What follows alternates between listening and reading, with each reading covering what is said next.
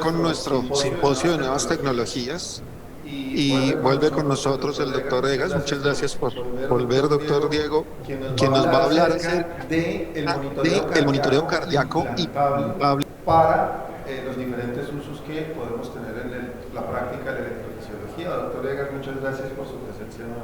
Muchísimas gracias y de nuevo voy a agradecer a todos por haberme invitado.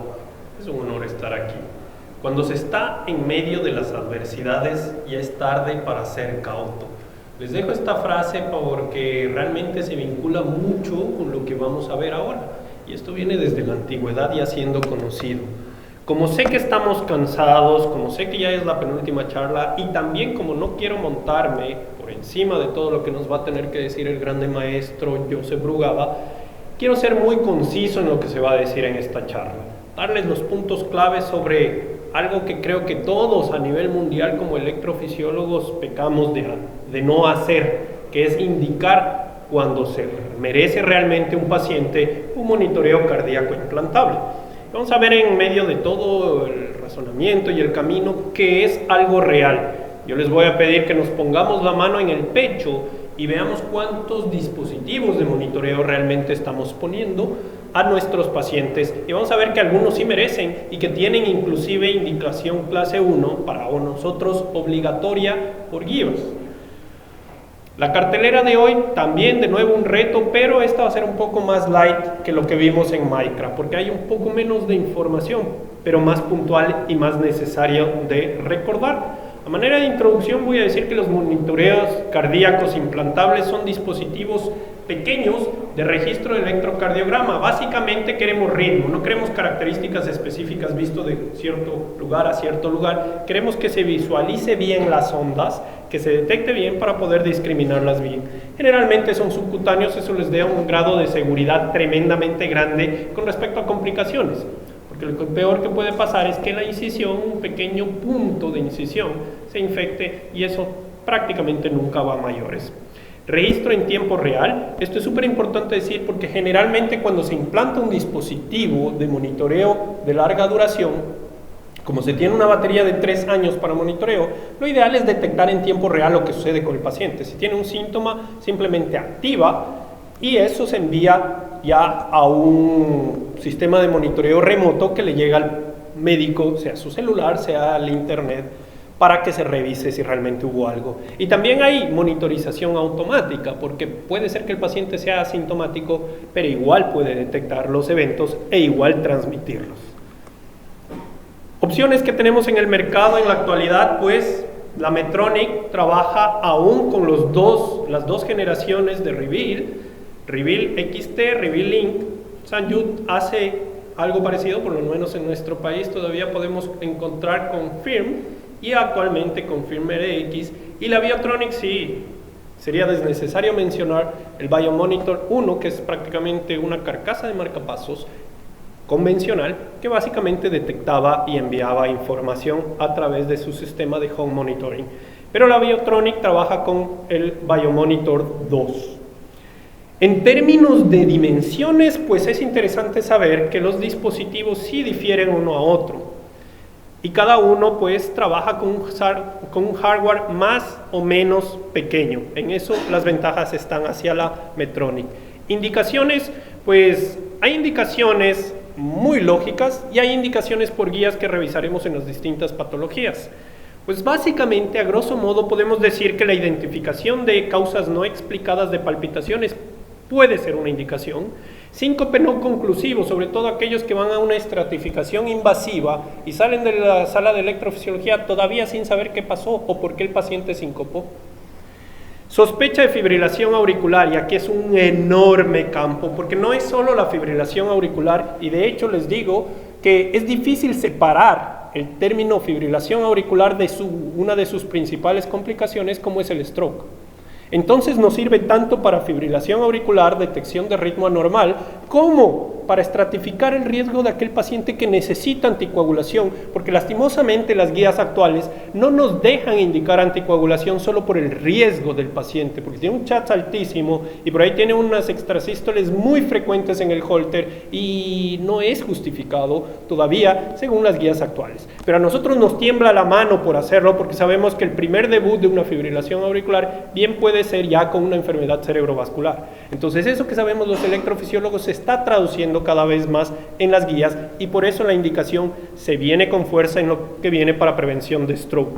Valoración de episodios de bradicardia y pausas, y aquí una nueva indicación que es súper interesante: pronóstico postinfarto de miocardio, que ya está en guía, por cierto, de las últimas guías europeas de muerte súbita. Lo primero que se trabajó fue justamente en tener algo que registre, no importaba el tamaño.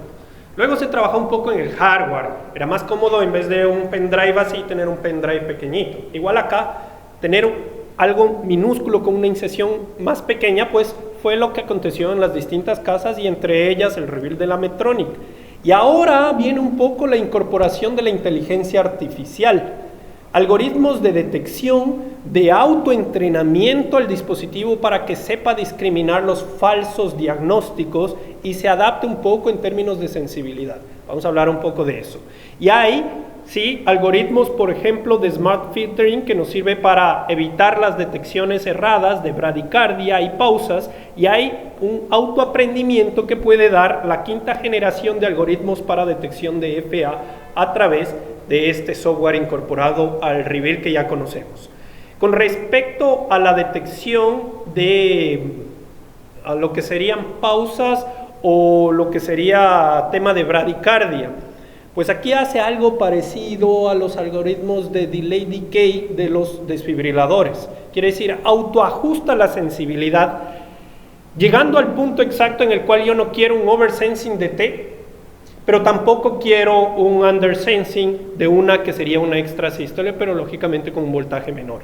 Y eso es justamente lo que hace el algoritmo. Con autoajuste lo logra en detección. Fíjense aquí en el segundo ejemplo, hay voltajes que, claro, por movimiento, sobre todo en aquellos pacientes que tienen un tejido adiposo un poco mayor, por movimiento y demás, yo puedo captar un QRS nativo amplio y el siguiente ya viene más pequeño. Pues los algoritmos logran evitar eso y logran evitar las fallas de sensibilidad. Ahora, con respecto a la fibrilación auricular, fíjense lo interesante de estos algoritmos de inteligencia artificial. Sabe detectar más allá que solo por la irregularidad, porque los previos solo detectaban por irregularidad, decían esto es una FA. Entonces el médico iba a su monitoreo remoto y tenía 100 episodios de FA, pero que la verdad no era FA, eran extrasístoles. Y nos quedábamos en la misma y perdimos el día entero simplemente discriminando. Bueno, lo que hace esta inteligencia artificial es discrimina más allá que la irregularidad de RR, detecta aquellas ondas P y discrimina un poco para tomar su propia decisión antes de reportarle al médico. Pues cuando yo me voy a sentar a revisar ya no tengo 100 episodios de posible FA que no era ninguna FA, sino ya tengo 2 o 3 que realmente fueron irregularidades con ausencia de onda P. Y se autoajusta y se autoeduca justamente aprendiendo a rechazar, discriminar con base en esto de reconocimiento de irregularidad de RR y presencia de onda P. Pues inteligencia artificial viene bastante bien en ese sentido y justamente lo que les decía, disminuye el tiempo de revisión, esto ya demostradamente de los algoritmos, y disminuye los falsos reportes tanto en bradicardia como en fibrilación auricular sin comprometer sensibilidad. Pues esto es básicamente un plus. ¿Pero por qué es un plus? Porque la indicación está hacia FA, hacia bradicardia, hacia síncope, hacia stroke, hacia estratificación de riesgo, que seguramente nos va a hablar un poco el maestro Brugada. Solo quiero 2 palabras con respecto a la técnica de inserción. Esto es súper importante porque a veces las sensibilidades dependen en qué también se insertó. A nivel de cuarto espacio intercostal a 45 grados o también es una posibilidad para external en línea paralela, se puede insertar, siempre lógicamente se hace una desinfección de la zona, se utiliza anestésico local e inclusive se puede hacer en el consultorio, se ha visto grandes series que esto es totalmente seguro, no se necesita una zona quirúrgica grande como para poder hacer. Lo que se recomienda es hacer básicamente un pliegue con incisión. El pliegue no tiene que estar longitudinal, sino más bien transversal a la herramienta de incisión, porque lo que quiero es que básicamente quede por debajo del pliegue la incisión para poder acceder con esta otra herramienta a hacer un túnel literalmente, como ustedes están viendo allí, para que esto quede no enclavado hacia profundidad, sino solamente debajo de la piel a un mismo nivel durante todo su trayecto. Luego se rota a 180 grados y básicamente se hace como una inyección.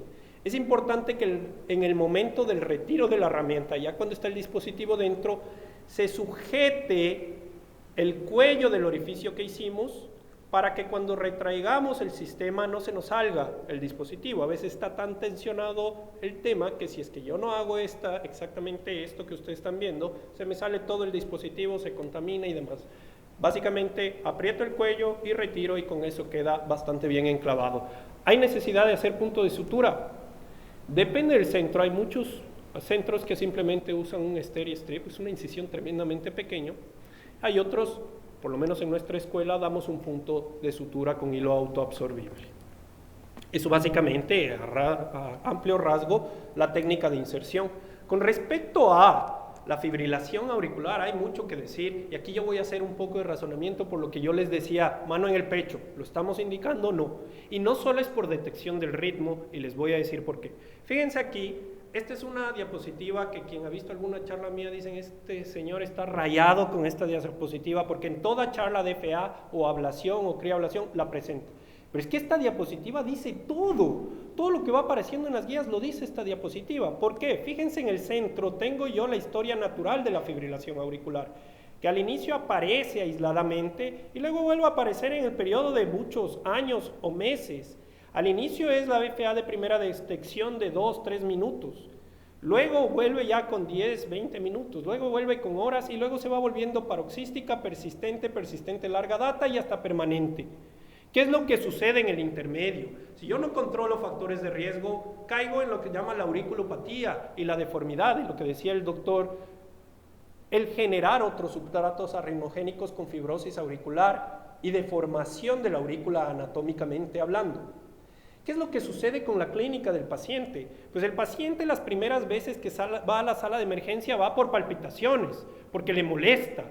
Ya luego se acostumbra tanto que, fíjense, deja de acudir a la sala de emergencia por síntomas, pero empieza a acudir más por falla cardíaca, por eventos cardiovasculares mayores, por eventos cerebrovasculares, si no supimos detectar en el momento adecuado. Lo mismo va si no supimos controlar el ritmo a momento adecuado, aumenta tal vez el desenlace de la evolución de la fibrilación auricular, que también es la falla cardíaca. En otras palabras, es responsabilidad nuestra atacarles en todos los sentidos a la fibrilación auricular, o sea, detectarla para varios sentidos de tratamiento. Evitar la evolución, evitar la auriculopatía, controlar los factores de riesgo, evitar stroke. Y las guías europeas ya nos dicen cómo hacerlo.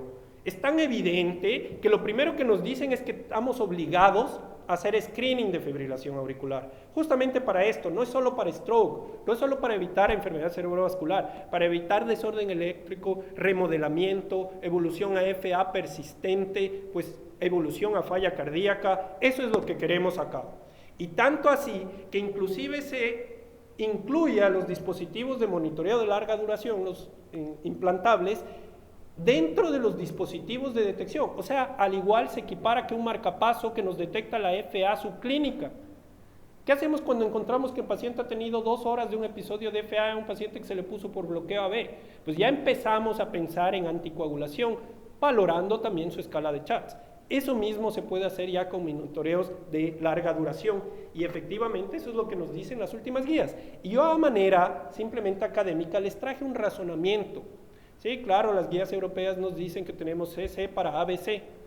Confirmar, ahí viene efectivamente los métodos de monitorización. Electrocardiograma, sí, pero ya se considera también electrocardiograma más allá que las 12 derivaciones. Y dentro de monitorización de ritmo simplemente se puede hablar de un amplio espectro de posibilidades. Una de ellas son los monitores cardíacos. Y cuando vamos a caracterizar también quiero que quede muy en claro, fíjense aquí, los colegas europeos recomiendan empezar por lo más agudo, por lo más peligroso, por lo que se instaura más rápido. Stroke. Caracterizamos primero el riesgo de stroke. Si no tenemos FA, ¿qué stroke voy a caracterizar? Si yo no detecto la FA, ¿a quién voy a anticoagular? ¿Solo por chat alto?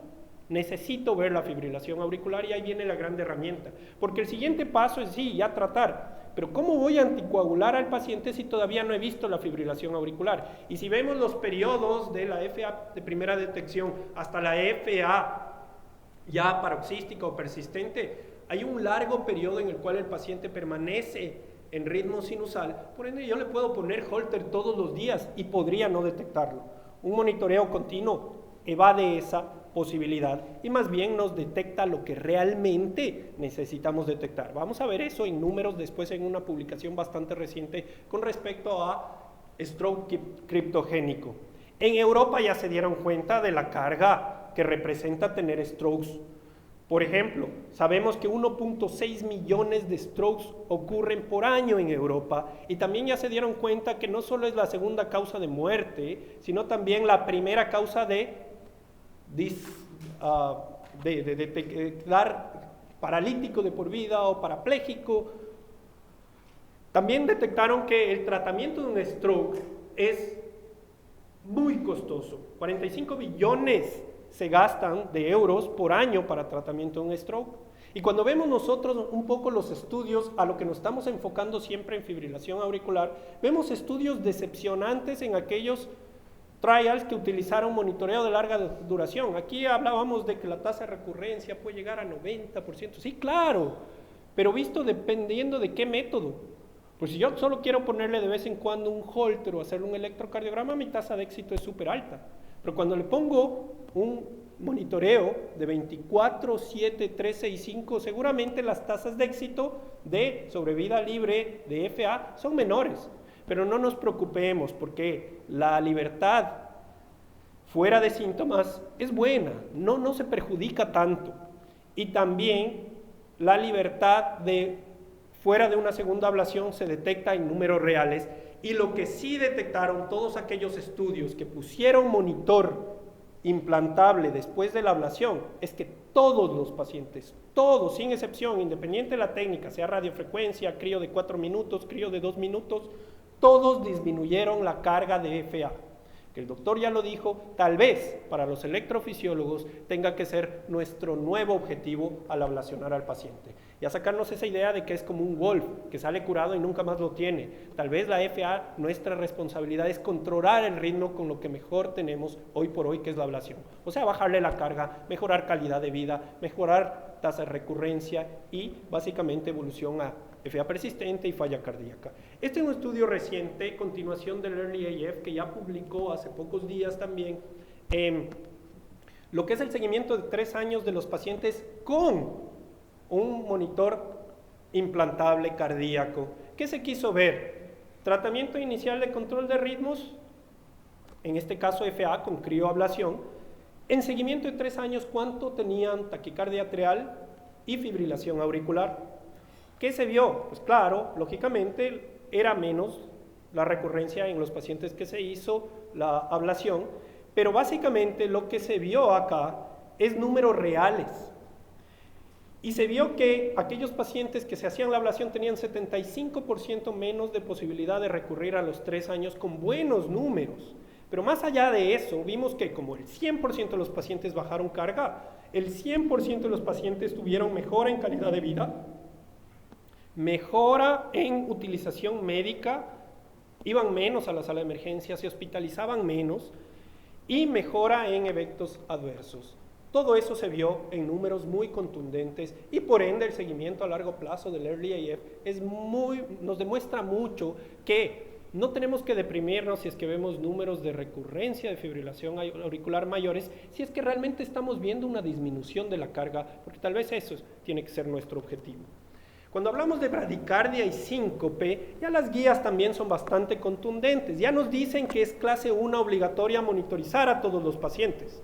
Y ahí nos hablan de monitoreo ambulatorio, sí, en los pacientes que no se tiene muy claro el porqué de la bradicardia o los síncopes o los síntomas.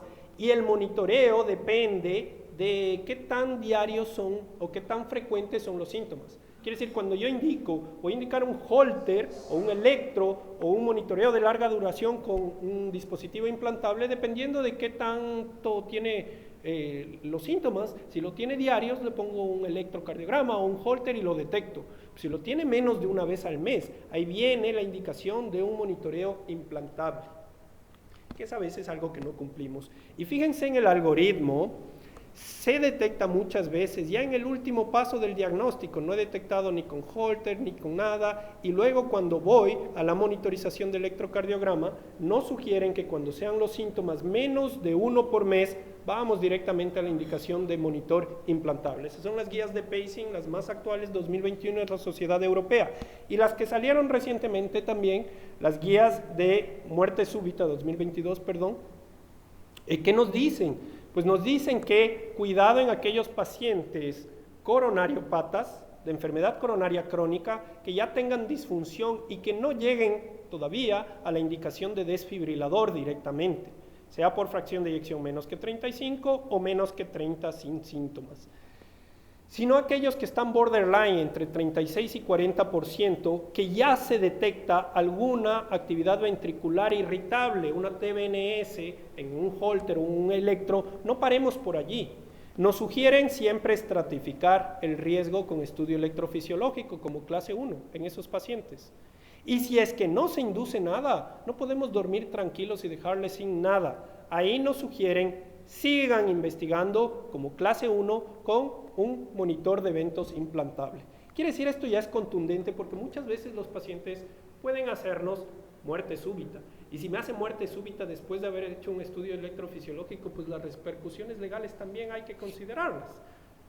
¿Qué con respecto a stroke? Pues es difícil, como les dije, separar de fibrilación auricular este tema, pero sí les voy a decir que el stroke significa criptogénico. Cuando hablamos de stroke, criptogénico, en un 30% de los casos no sabemos por qué sucedió el stroke. Claro, la valoración inicial se hace con el Doppler carotidio, con el ecocardiograma, a ver que no tenga foramen oval, pero muchos de ellos nos quedamos sin respuesta. Ponemos la palabra criptogénico y dormimos tranquilos. Los estudios están diciendo que estos pacientes tal vez sean los mejores para seguir haciendo screening, porque las estadísticas dicen que si ya tuvo un stroke, de cada 4 pacientes, otro va a tener un nuevo stroke a corto o mediano plazo. Entonces, no nos podemos quedar tranquilos. Tenemos que seguir investigando. Si no es un paciente que merece anticoagulación, qué mejor con un monitoreo 365 24/7 y que nos indique inmediatamente lo que está sucediendo. Eso es un monitoreo remoto. ¿Por qué? ¿Qué nos dicen las estadísticas de estos estudios, también bastante recientes? Que la tasa de detección es bastante alta, sobre todo en pacientes que tienen alto CHATS. Y claro, si ya tuvo un stroke y fue catalogado como criptogénico, la tasa de detección es mucho mayor. Y eso tiene implicaciones. Este estudio es súper interesante, también 2023, en el cual se comparó método por método, Holter versus una monitorización de larga duración externa versus un monitor implantable. ¿Y qué es lo que se vio? Pues efectivamente la tasa de detección al inicio ya de por sí, al primer mes era más alto con el loop recorder, con el monitor implantable. A los 6 meses, 12 meses y sobre todo a los 2 años de seguimiento prácticamente se duplicó, y muy por encima de los métodos de Holter y de monitores externos. ¿Qué me dice eso? Conforme avanza más el tiempo, yo tengo más chance de detectar. Se quiso ver si eso implicaba mayor probabilidad de stroke. Pues todos tenían igual probabilidad de stroke, solo que a los unos no les estaba detectando. Y eso significaba mayor probabilidad de que si yo detecto anticoagulo, por tanto, mayor probabilidad de proteger a ese paciente. Y ahí quisieron ver si eso, el ponerles monitor implantable, significaba que iban a sangrar más. Pues justamente con los nuevos anticoagulantes, ya no nuevos, los anticoagulantes orales directos, eso no fue un problema aquí. A pesar de que se detectaba más, a pesar de que se anticoagulaba más, eso no se tradujo en una mayor incidencia de sangrado. En otras palabras, como conclusión, era mejor detectar a los pacientes porque anticoagulábamos más, protegíamos más y no caían en desenlaces de sangrado. Básicamente, eso es con respecto al stroke criptogénico. Hay muchas otras cosas que pasaríamos aquí hablando, pero sí quiero decirles a manera de conclusiones que se debe considerar como una excelente opción a los implantes de monitor de larga duración, los ILR, en pacientes con sospecha o síntomas de bradicardia, pero que sean poco frecuentes los episodios, menos de 1 por mes, estratificación de pacientes coronarios, sobre todo con TBNS, que no fueron inducibles en el estudio electrofisiológico, síncope. No nos olvidemos que las guías europeas nos ponen como clase 1 ya al implante de monitor. Screening de fibrilación auricular, no solo para empezar a anticoagular, también para evitar la auriculopatía, para evitar esa evolución a falla cardíaca, disminuir costos en el tratamiento y tener números reales de lo que vemos de ablación y saber a qué realmente atenernos con respecto a objetivos principales de la ablación. AVC criptogénico, pues claro, es una clara indicación y esperamos que en próximas guías de stroke se consideren los estudios que se tienen muy contundentes como para poder cambiar la indicación y que el paciente después de un stroke, si se cataloga como criptogénico, salga ya con su monitor de eventos. El método supera, y por mucho diría yo, a monitores de Holter, monitores externos, y finalmente la detección en fibrilación auricular sí es para stroke, pero también es para bajar carga, mejorar calidad de vida y disminuir básicamente procesos de progresión a fibrilación auricular persistente. Finalmente, les voy a decir que la inteligencia artificial de los dispositivos para evitar falsos diagnósticos o reportes inadecuados, pues ya es una realidad y es algo que tenemos que tomar en cuenta.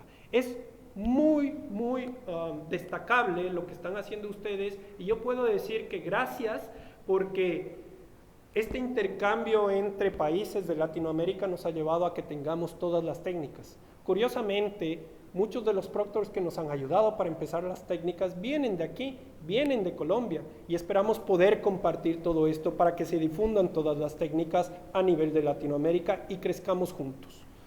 Les voy nuevamente a invitar el día de mañana, tenemos un summit de Micra. Aquí tienen ustedes, si desean, el código QR, es a las 7:30 de la mañana. Ahí sí vamos a ver paso a paso buenas técnicas para evitar complicaciones, para mejorar desenlaces, y esto va a ser gratuitamente a través de internet. 7 a.m. mañana. Muchísimas gracias.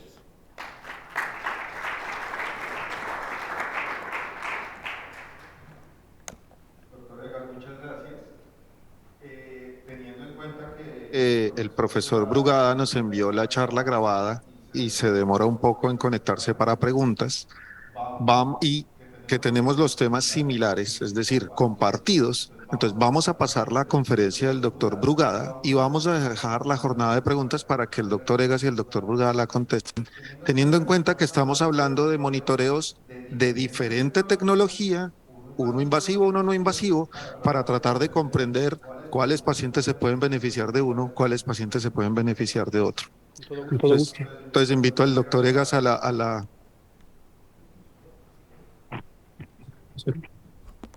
Y muchas gracias, doctor. Gracias.